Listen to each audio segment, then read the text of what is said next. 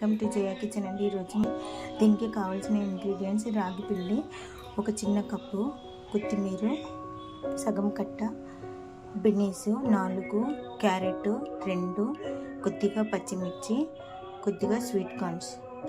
రాగి పిండిని ఒక గ్లాస్లో వేసుకొని వాటర్ తీసుకొని దాన్ని మంచిగా కలుపుకోవాలండి. ఇలా ఒక గ్లాస్ వాటర్లో స్టవ్ వెలిగించి కొద్దిగా ఆయిల్ స్ప్రే చేసుకోవాలండి.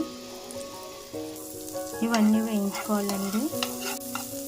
కొద్దిగా సాల్ట్ వేసుకోవాలండి.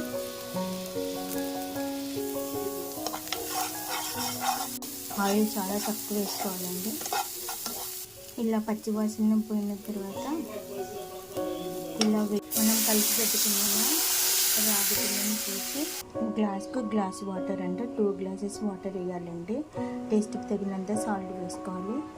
ఒక హాఫ్ స్పూన్ కారం కూడా వేసుకోవాలండి. సిమ్లో పెట్టి కలుపుతూనే ఉండాలండి, లేకపోతే మాడిపోతుంది.